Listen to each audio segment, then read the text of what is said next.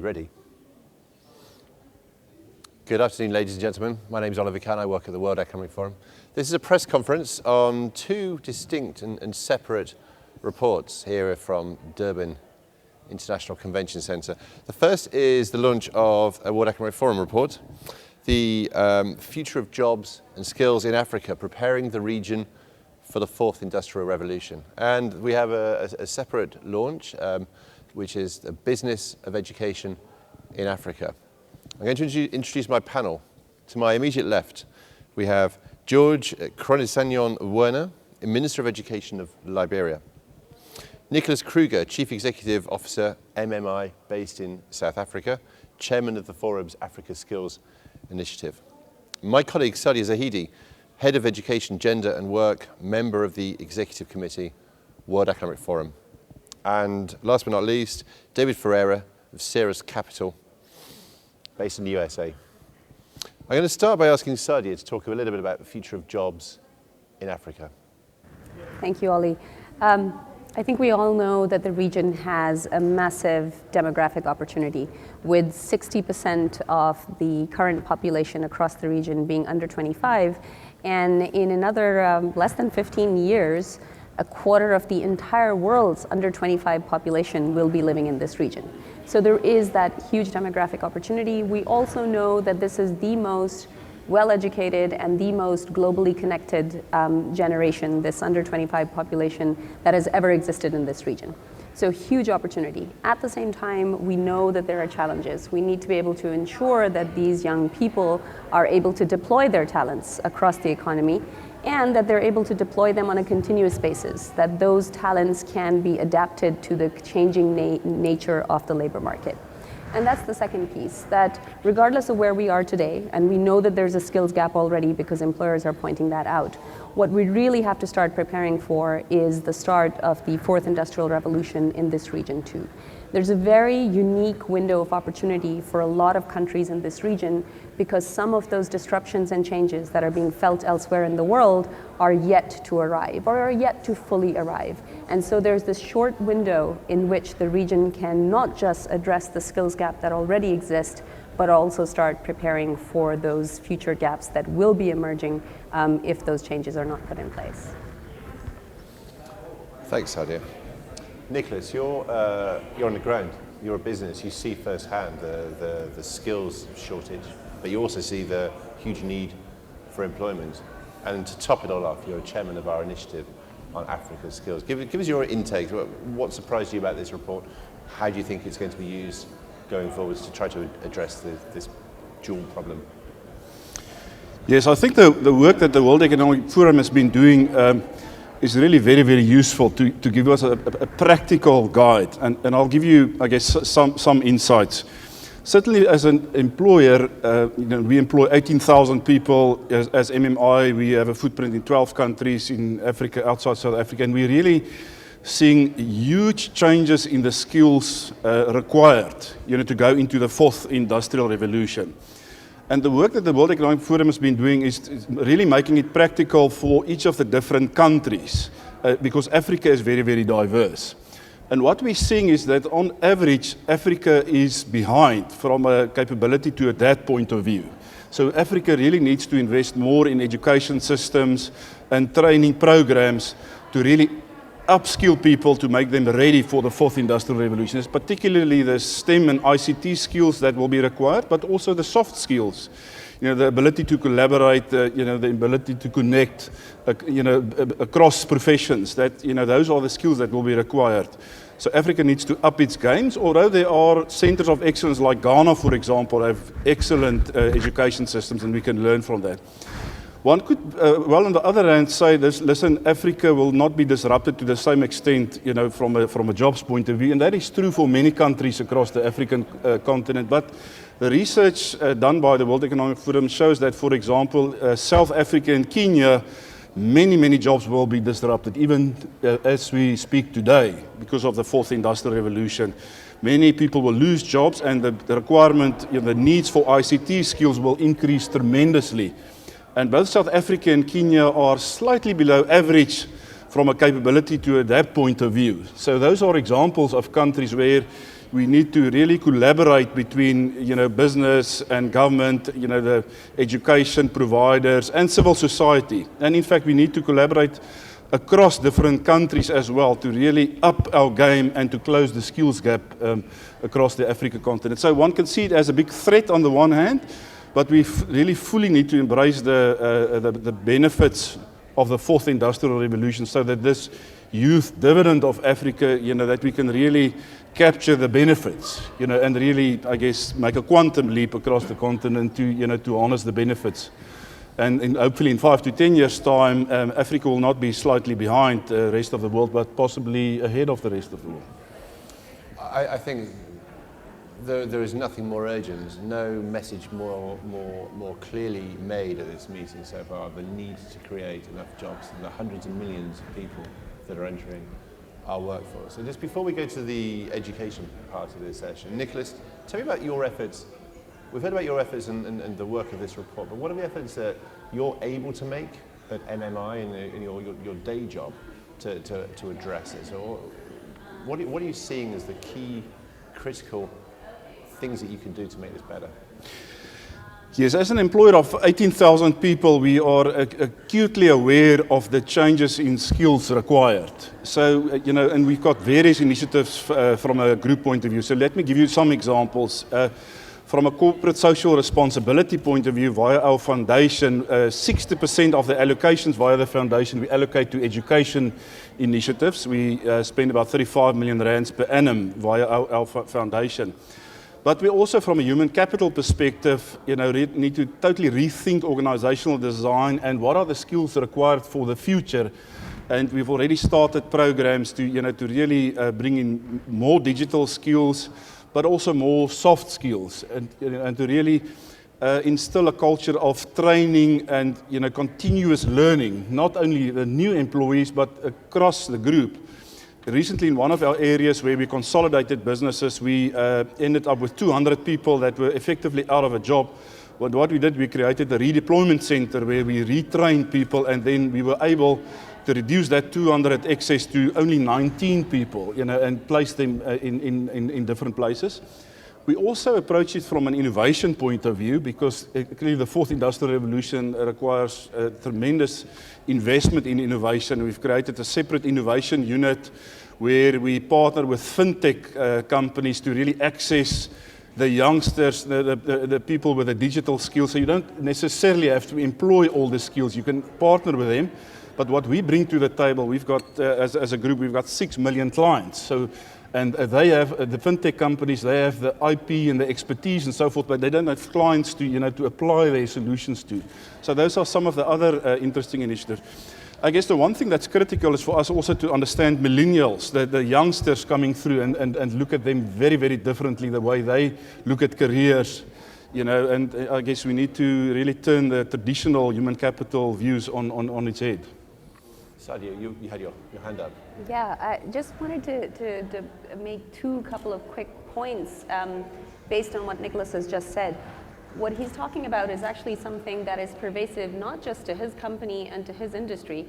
This is actually something that is happening across the board. So our analysis found that 39% of the core skills in any industry in South Africa is going to be completely different in just 3 years' time. So we're talking not just about a jobs disruption, both growing jobs and declining jobs, but even within jobs that are remaining stable, the core skill set is going to change. So that upskilling need is very, very high. And the second point, very quickly, we collaborated with LinkedIn on this report. And so we were able to say a lot about the medium and high-skilled white-collar professionals across the region. So this is for across sub-Saharan Africa, not just South Africa. And what we found is that this ICT skills dimension has really been underplayed so far.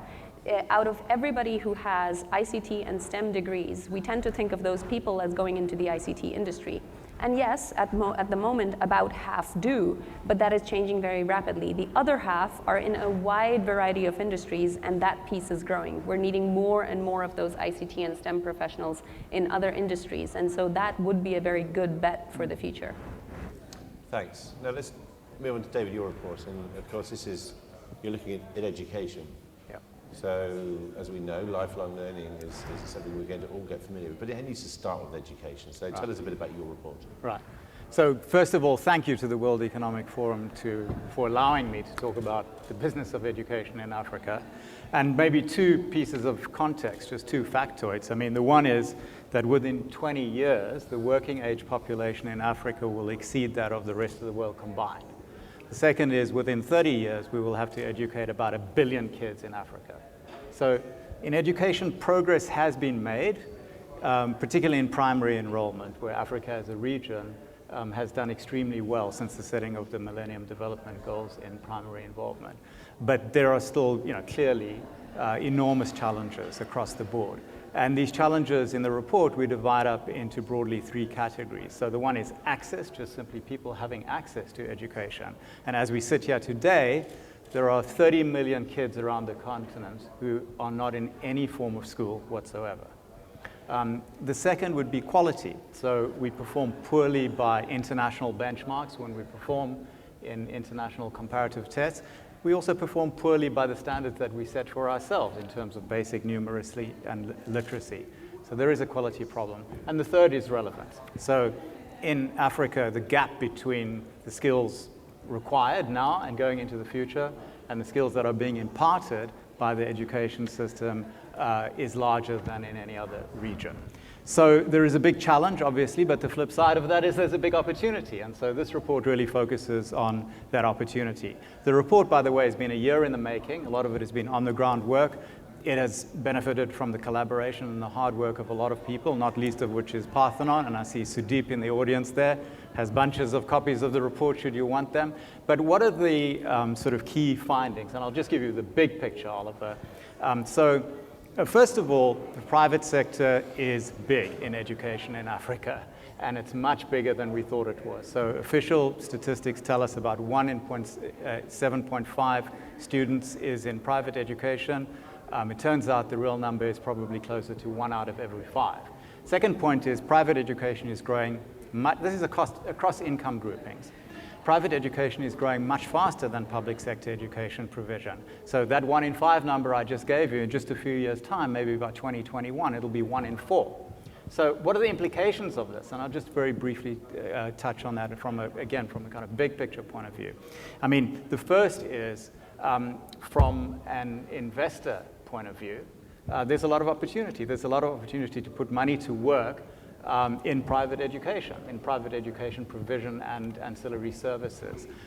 We go into that in great detail, glorious detail in the report, but again, just staying at the big numbers, we estimate it to be a $16 to $18 billion opportunity over the next 5 years. Now, a lot of that is kind of happening anyway under the radar screen. It's the aggregation of a lot of small, fragmented, often mom and pop type of investments. But nonetheless, we estimate that between 1.5 to 2 billion over that 5-year period is available for formal institutionalized investment by financial investors and strategic investors. And then, we also find that there are interesting applications for different categories of investors, pure commercial, impact investors, and donor and grant funders. And again, this is something that we try and give a good picture of, a granular picture in the report. The second implication then is for governments and for policymakers. So what is the implication there? And I guess the first conclusion is you can't ignore the private sector. It looms so large that you have to figure out how you're going to interact with it, from the stance of a policymaker, the stance of a regulator, and potentially the stance of a funder. And again, the flip side of that is that there's a massive opportunity. There's an opportunity to integrate the private sector and mainstream it systemically into the provision of education rather than have it sort of be, a parallel branch that is growing out there, and take advantage of the complementarity and those comparative advantages where the private sector is perhaps more nimble, is able to be more relevant, is able to innovate new models, is in some cases just purely more cost effective, and you can take advantage of that and has a comparative advantage. So in closing, what I would say, one important point I would make is that in this report, probably a key word is pragmatism. We are not at all enamored of the debate, the kind of public versus private debate. We think it's a sterile debate and is one that is not particularly productive. We observe empirically that the system is in fact already blended, and we're excited by the fact that it's the engagement of the public and private that creates the big opportunity. Now, some governments are already engaging actively in that, and that's where I will close. So the foreword to this report is written by Minister Werner's president, Ellen Johnson Sirleaf, who says at the end of it, she says, very kindly, if you care about the future of education in Africa, please read it. Please read the report. And indeed, one of the reasons is because the minister is the flag bearer for precisely how innovative and groundbreaking one can be. And I hope that is a good segue to you, Minister. Please, Mr. Minister.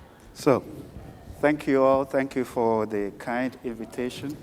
I lift the report again, which in essence describes Liberia as a post-conflict, resource-constrained, small country in reference to the other countries that have been covered in it.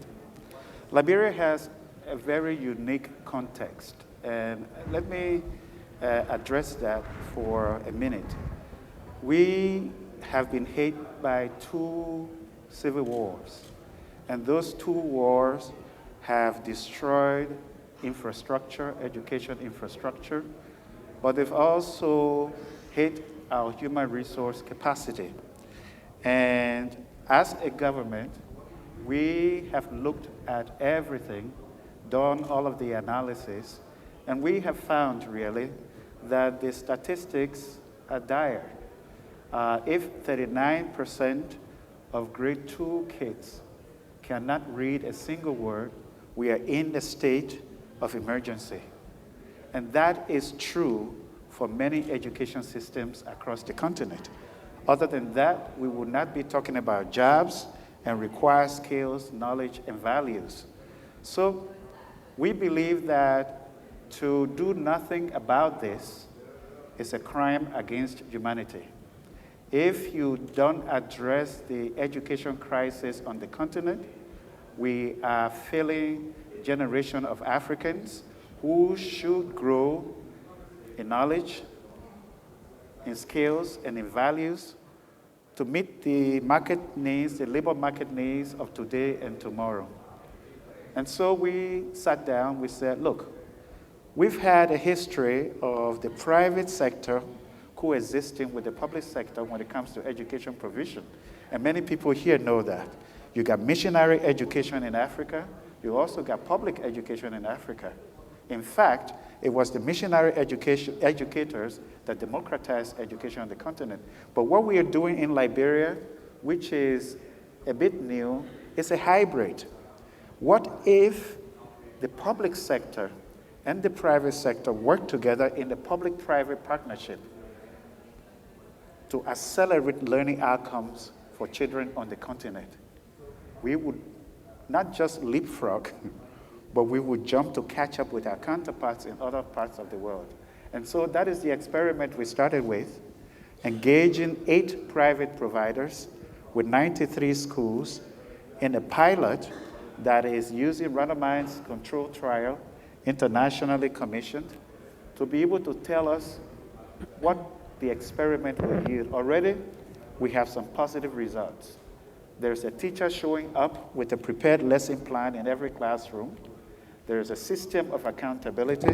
Learning assessments are being conducted, and so we now know where children are and where we need to get them to. So to close very briefly, President Sirleaf is aware that no one solution will make it. For Liberia, we face a different kind of context, and we have to try radical solutions departing from the conservative ways of thinking about education reform. I'll take any questions. We have a show of hands, please.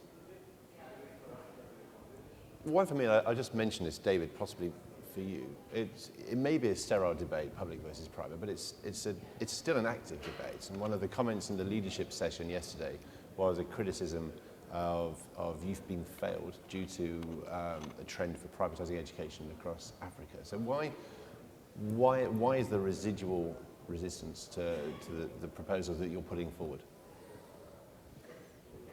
Well, first of all, to be perfectly accurate, it's not that we're putting forward a proposal per se. I think I'm not trying to, dodge responsibility for it, but just, I think if you read the report, and I hope people will, lengthy though it may be, you'll be relieved to know we have put an executive summary on the website. But, as I say, we're showing the opportunity.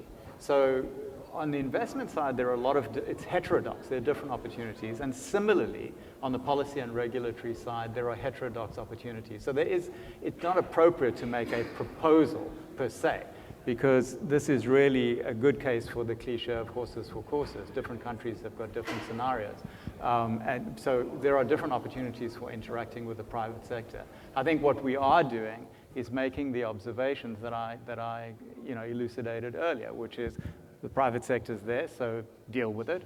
And secondly, it gives you this opportunity, so be excited about that.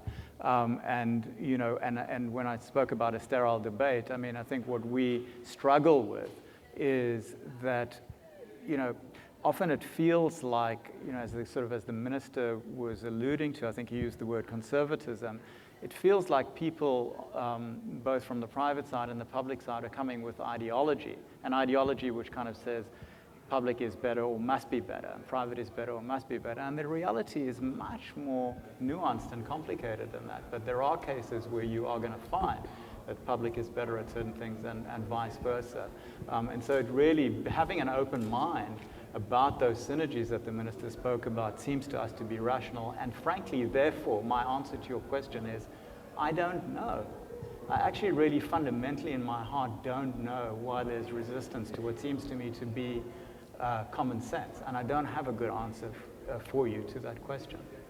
$60 to $80 million addressable market. Tell me about the investor appetite you see for this. Yeah, so it's interesting. What we are certainly seeing now, which I find very exciting, is corporate investment in the for-profit sector into Africa. So you can see certainly South African companies, whether they be Advotech or Caro or Educor, starting to move into other sub-Saharan African markets. You can see companies coming out of the Gulf. You can see GEMS moving into sub-Saharan African markets. And so that investor appetite is definitely there. Domestically, you can see chains starting to grow up, whether that be in Lagos or whether that be in Nairobi, of decent size, whether it's Chrisland in Lagos or Makini in Kenya, and so on. So you can see that. And you are now starting to see the emergence of more formalized, financial investment rather than strategic operator investment starting to happen in the continent. So you can see, I see Shannon May of Bridge there. You can see they have a wide shareholder base, which can be probably described as partly commercial and partly impact investors. I am an indirect shareholder in Andela in Nigeria, where that was started with VC money. Certainly that's the nature of my money. And then you had Mark Zuckerberg and Priscilla Chan come in. So you're seeing a blend. It's one of the things we also talk about in the report. You see this interesting blend of commercial institutional capital and kind of impact investment going into private providers. And then, of course, there's a host of nonprofit organizations going on. But I think what we hope and believe will start happening is that you will start seeing more institutional financial investment by the likes of private equity funds into education provision in the for-profit sector in Africa. I think that would be one exciting development. And indeed, I was speaking to a person from an South African investment bank, whom I won't name, I guess, on this stage, earlier, who was saying, look, we are feeling increasing demand from our clients for education investments in Africa because they see the fundamentals of the opportunity there. And frankly, we're struggling to find the opportunities and do the research to keep up. So very interested to see the report. Saadia, let's broaden things out again, because I know you measure human capital across the world as well as jobs and skills. Where is Africa doing better and where is it doing worse when it comes to the working lifetime? I know you measure regions, countries' performance from school through to college and mid-career and into retirement. You're making a great point about how we really need to look at education and skills across the life course and the deployment of that learning across the life course. We take a look through the Human Capital Report at what is happening under the ages of 15, what's happening between 15 and 24, which is really, frankly, one of the most critical ages in which people are going to make a transition, and then what's happening during the core working life up until 55, what's happening to the silver workforce between 15 and 64, or 55 and 64, and then what's happening to the group further up. And I think what is critical is that there is that fundamental underinvestment at the early stage in Africa. It's amongst the least, it's one of the regions with the least human capital optimization, as we would put it. And similarly, when it comes to the 15 to 24 age group and across the working age population. And let me maybe switch to that, because I think there is that debate about public versus private provision when it comes to that foundational education. But let's not forget that most people, and particularly in today's world, where you actually need constant upskilling and reskilling as the pace of change increases, people are actually learning on the job. People are learning through their peers, people are learning in what they're doing, they're learning by doing. And that means that quite apart from the private education providers, broadly speaking, the private sector, the sector that actually provides a lot of the employment, or frankly any employers, even if they're public sector employers or civil society employers, those employers are the ones that are going to have to provide a lot of that reskilling and upskilling, potentially in partnership with governments, but they also need to think of it as long-term investment, because it's not just for their own employees. If they don't put in that kind of investment into the communities around them, those very same communities will not have the talent that they will need in the long term. And so we, as part of the Africa Skills Initiative, are really trying to get all employers across multiple industries to be working towards making commitments to provide that reskilling, to provide that upskilling, and then work very closely with the needs that are identified by governments so that that can be structured and be more strategic, and in particular in economies like South Africa, focus very much on upskilling that 25 to 55 core working age population. Thank you. Well, time is marching brutally on, and it's now hour, so it's with regret that I close this session. Thank you very much for joining us here. Thank you for joining us here in the room, and thank you for those watching us live online, weforum.org, Facebook, anywhere else you find us. Thanks very much. This session is now closed.